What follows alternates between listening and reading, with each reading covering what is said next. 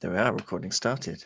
Yeah, wonderful. I can't remember the last. I think the last time it was only two of us was like episode 6, Wow. How the and that mighty. was me. And that was me and you again. I know. Oh, well, maybe the others are trying to tell us something. I think.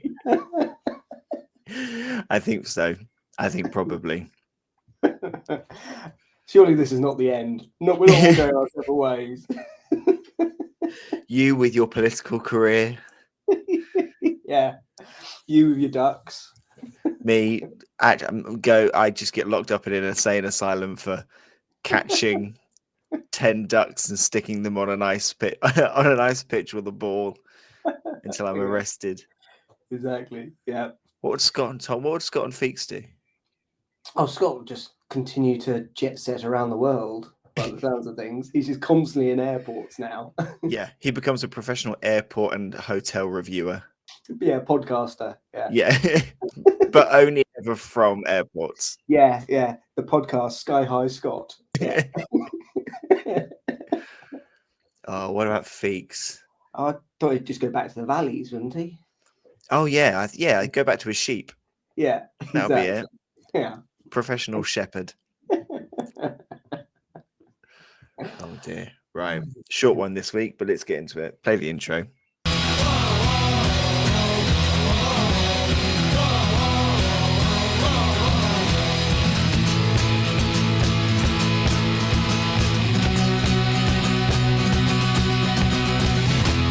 Hello, everyone. Welcome to New Dice Please, the bite-sized Blood Bowl podcast brought to you by the people at Blood Bowl Live. My name is Chris. Joining me this week, Mr. Tom Hovell. Tom, what's your favourite season? Oh, probably summer. I like summer. It's nice and warm. I think I'm the opposite. I think probably winter. I like a big coat. Oh, I like going out all wrapped up, off chance of snow. Okay. We're not here to talk about the weather. No, we're not. This little podcast, not an extra podcast. If it comes out, it will come out on the normal release day. We are talking about what the Blood Bowl community is talking about. We're recording this on the day that the post came out on the Blood Bowl community page about the rumors for what does the future of Blood Bowl look like. Rumors that came from the Get the Ref podcast, then they ended up on Down Underworld Denizens podcast and on the Facebook community page and everywhere, and had some interesting comments on kind of what is to come and what Blood Bowl looks like from now until the end of next year, end of 2026. Tom, I don't know if you've read it. I've read through it. And the bit that immediately concerned me was the first line in this particular review that said, "Don't get attached to your dwarf lineman having tackle." So roster adjustments sounds like are on the cards.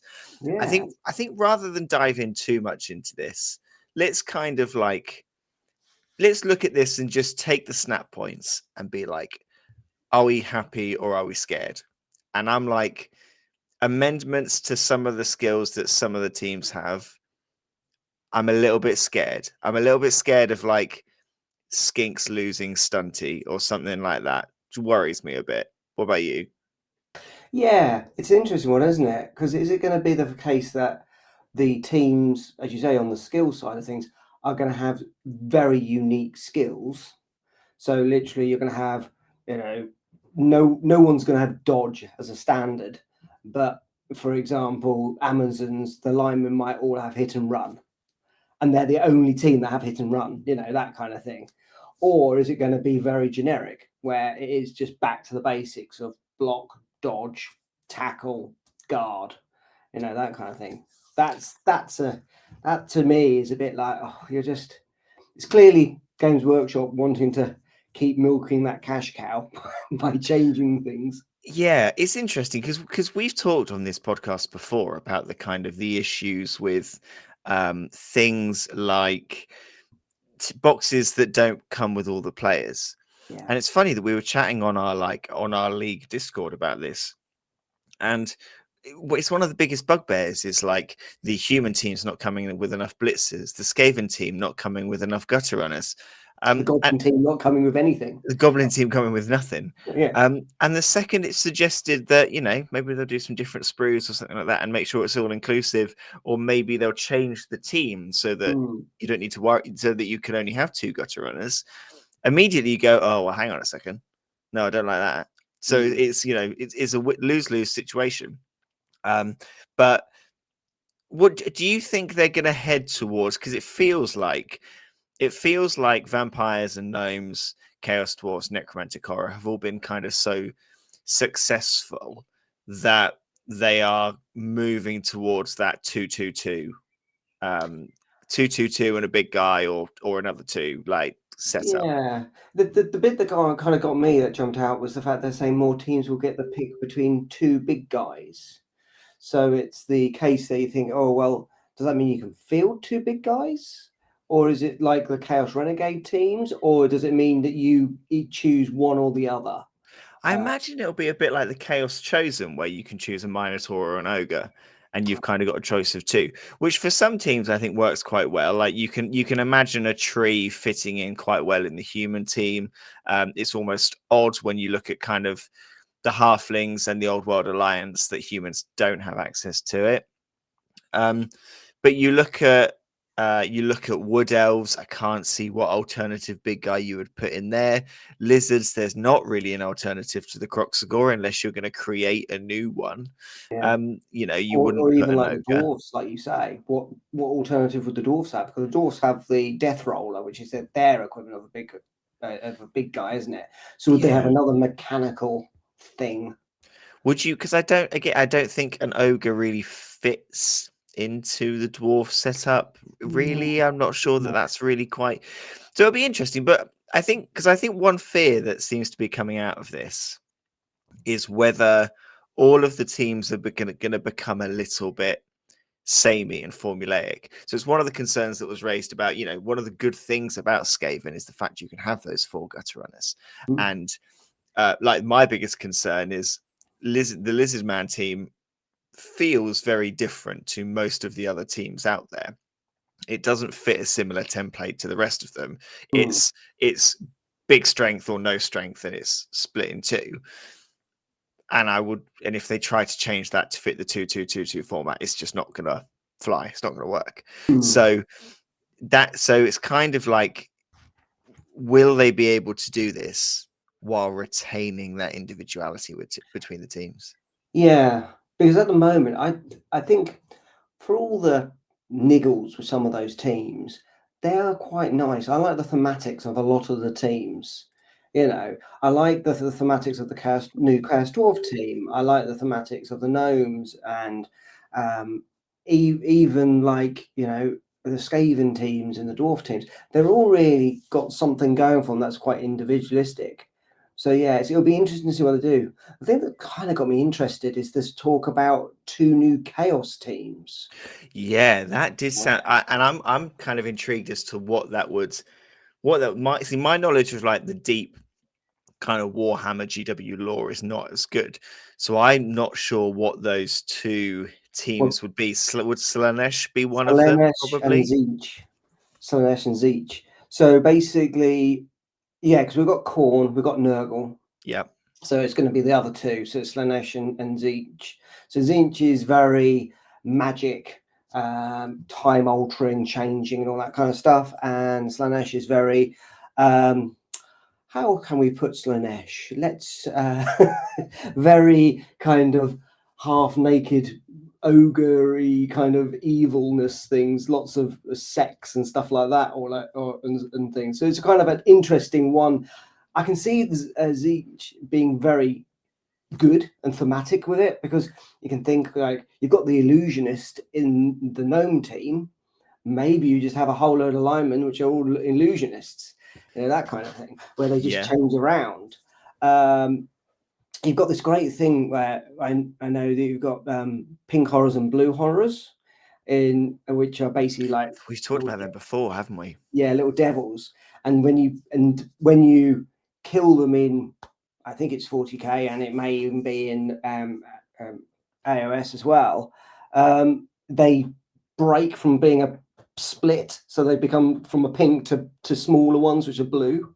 So you could have something like that. So if you actually cause a cash on them, you roll a dice on a 5 or a 6, they actually just become 2 small stunties. That'd be quite cool. I think that would work. I think you could have some fun there, especially if it was like the equivalent of a maybe the equivalent, you kill the equivalent of a human blitzer and you get the equivalent of 2 snotlings, so it's a Yeah. big drop. I think that could work quite fun. Let's look at the proposed schedule that is being suggested in this particular rumor. September 2025, the new box comes out. 2 new teams in March 2026. A new team in Death So then in July, and then another new team in November. So that would be 4 new teams coming out next year. And there's also the suggestion that Underworld, OWA, Renegades, those kind of combo teams would not be launched with the new box and not be launched in the new rules. So maybe looking at kind of that, to me, makes sense, because if you're refreshing dwarfs and you're refreshing humans, then it makes sense to me that you would not put OWA out there until you know what that world looks like, because otherwise you could accidentally launch the most broken team. So that to me makes sense. But it's interesting because the new box, when you buy a box of season 2 at the moment, you get the Blood Bowl rulebook, which in the back of it comes with a huge array of teams already. Yeah, it does come with more teams than actually So are in it. I'm wondering what's going to happen, because you're saying that September this year the new box comes out, March next year 2 new teams come. That's a big section there where third-party people, manufacturers, are going to just be looking at that rule book and going, okay, I now know the new positionals I for know what to make. for the elf team, for this team, for that team, kind of thing. I'll make a load because hey, there's Christmas smack bang in the middle of that. People will be getting that new box for Christmas. They can get their new team as well, kind of thing. So that's I wonder whether, like, if you look at the teams that were released post the box set, you've got Khorne, you've got Norse, you've got Amazons, you've got vampires, gnomes, chaos dwarves. So it could be that these 4 teams that come out, and we're assuming only 4 new teams, because the box could have 2 new teams in it. I think if they're looking at a grander refresh, because lots of people were wondering whether the new box would have, for example, High Elves and Tomb Kings, who we haven't had yet. I actually wonder whether, if they're kind of doing more of a reset here, or they're planning to do more of a reset, that box could be Dwarves v Skaven. It could be humans versus humans versus orcs. Like, it could be some of those basic teams that haven't been touched for a while. And I would be keen on that, because I would be, if there's new human skulks and a new human team, I think I would probably be up for getting that. Well, the fact is, think about it, because the original editions kind of had the humans and orcs for a couple of variations. The latest one, season 2, had 2 new teams, Yeah, Black Orcs Imperial and and Black Nobility. Orcs. Yeah. Yeah. So you could have a Bretonian team versus a Savage Orc team or something like that, to keep the standard. These are the 2 bog standard teams you get in the thing. But I really like the idea that they give you something other than a human or orcs in the box. That'd be interesting. That'd be nice. So what then? Let's go for, so ignore the kind of what this kind of layout is of what's coming out and when because we just don't know. This is all rumor and could all be absolute nonsense that's come from nowhere. But let's just, like, for a moment, what is your dream new box? What comes in that new box that Like, because I feel like as soon as that box is available, we're pre-ordering it and we're getting it. But what would make you run to the shop quicker? And is there something that comes in that box that would actually make you not bother? Okay. Well, the number one thing that they could, it doesn't matter about the team or anything like that, the number one thing that they could do is have a nice clear pitch. Some of the pitch, Yes. it just perfect, you know, just beautifully, you know, on the gridiron, just maybe just grey, but with big signs as to where the A squares are. grass pitch where they've taken the effort to cut the grass to be different colors in the different squares, so the squares are absolute with no stupid big rock thing in Yeah, the middle. Like exactly. maybe they've cut something into the grass in the middle, but have it as grass. We don't need a big rock thing in the middle making the center of the pitch difficult to read. Exactly. That's it. Yeah. That to me would be it. Um, Dice colors. yeah, no, dice colours. Oh, that's going to be a difficult one. I would like an opaque blue and an opaque blue, and I'd quite like maybe an opaque yellow and black. Oh, yeah, that'd be nice. Yeah, nice. Yeah, yeah, that'd be nice. That'd be good. Yeah, definitely. I think the thing that made me run away from it would be with the rules that they are, like you say, the changes in the teams that they are broken, and that Yeah, really, if they were too complex, that would be and yeah, or they've made things where you're like, well, no one's ever going to play dwarfs again because they've completely nerfed them, or they've just made throw teammate even more complicated than it is, or something like that. And then you're like, well, okay, I'm not going to buy it straight away. And there was a nice, like, on the Facebook page, you're looking at the comments and stuff. There's some interesting comments where people are kind of, you know, both positive and negative. But a nice little point someone made, which unfortunately I can't find at the moment. It goes, just remember, you don't actually have to play this. You know, you don't have to force your league to play the new version of the Blood Bowl. You can always play season 2 and wait for a good couple of months before for it to bed in. yeah. That's an interesting point because our season starts again in a couple of weeks' time. Which means that by the time, if these dates are correct, the group stage will not have finished before like by the time the new box comes out. So then you then look at, okay, this season is clearly going to be a second edition season. When the next season starts, whenever that is, whether that's later this year or beginning of next, is that enough time for everything to have been ironed out? Do you jump in at that point? Is actually starting will leagues be kind of holding off until maybe end of January to give people enough time to get this as a Christmas present, open it, read it, play some games before they start it? It's interesting. The timing of the release makes sense that maybe that's when we start to see it. Be interesting as well how quickly it takes for NAF to pick up the rule set and allow NAF tournaments under the new rule set as well. Yeah. Equally, just going back to that schedule, it really does puzzle me that you get a new box and then no new teams for X amount of months. So realistically, are you really wanting to play a league where everyone has one or the other team? Well, this is the thing. It's the new box, but I guess it depends how different the rules are, doesn't it? Because, for example, if lizards don't get touched, I don't need to go out and buy a new lizard team sculpt. They might not even bother with a new lizard team sculpt. They might only do the older teams like the dwarfs and the scavemen. Those might be the only sculpts that they do.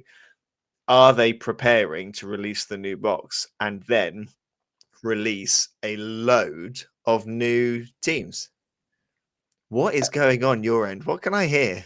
And have you not seen Scott? Scott has turned up on screen, and looks like he's in some. He looks like he's in China in the So bird nest stadium. Scott wasn't joining us for this one, but Scott has appeared, and Scott is Scott is in a well. Scott, we can't hear the podcast. Can't hear you. Let me bring you in. Scott, are you in a are you in an airport Weatherspoons right now? I'm in an airport, but not Witherspoons. I'm in Pret. The You're coffee shops are available. okay. What airport are you in? Oh, there's only one airport I need in my life, and that's Stansted. Well, Scott, There you we've go. been we've been chatting for 20 minutes about this new edition rumor. And actually, we were probably gonna end it soon. So why don't you Oh, well, give us your quick bites on this rumor? How do you feel about the rumor? How confident are you in it? What's your gut feeling? just to summarise what I've read from the rumour, and I'm sure you gentlemen will tell me if I'm missing anything. But from what I understand, it's a September release with two teams in a box set. Then they were talking about a couple of new teams in 26, and I did read that sort of mix and match teams, so Renegades, OWA, etc., are going to be no more, and then there's going to be this designated fouling position. Yeah. I don't recall the designated fouling No, I position. don't recall that. But, It was on the second image that was posted in Discord earlier today. Oh, okay. We'll have to look into that. And there's something about some teams can now take two big guys or have a choice of two big guys. So if you like big guys, version 10 for you. But again, GTP does think that we like big guys, so we discovered that at the end. No, we like the right big guy. That's the thing. Excuse me while I have something to drink. No, you do, Scott. Well, get out of me. Get out of the town. Well, look, that's probably about all we've got time for this particular episode. So, Scott, you are actually just perfectly in time to tell people who want to tell us either their rumors or what they think about the rumor, or if they think it's nonsense, or what they want from the new edition. You're perfectly in time to tell us how they get in touch. So, how do they get in touch? If anybody wants to get in touch, Christopher, to have a review of airports and coffees and drinks, or even about rumours, whether they're Blood Bowl related or anything else that you want to share with us, don't forget as well, post us your confessions, and we'll be throwing those up on a future podcast episode. But if you do want to get hold of us, use your way, which I'm sure all listeners are repeating in their sleep ad verbatim. So, New Dice Please, uppercase, lowercase, or mixed case. Be careful of Comic Sans. New Dice Please at gmail.com. And Mr. Tom Hobble, if people just need us a bit more in their lives, just to bring that comfort and that closeness, how can they achieve that? Yeah, absolutely. So you can follow us on Instagram and Blue Sky under New Dice Please. You can also see us as well as hear us on YouTube. But if you can't face looking at us, you can obviously just listen to us on all your major podcasts, Spotify, and all the others. Perfect. Thank you very much, Mr. Hovell. Thank you very much, Mr. Bryant, for coming in just at the end there. Thank you, everybody, for listening. We've been New Dice Please, and we'll see you next time.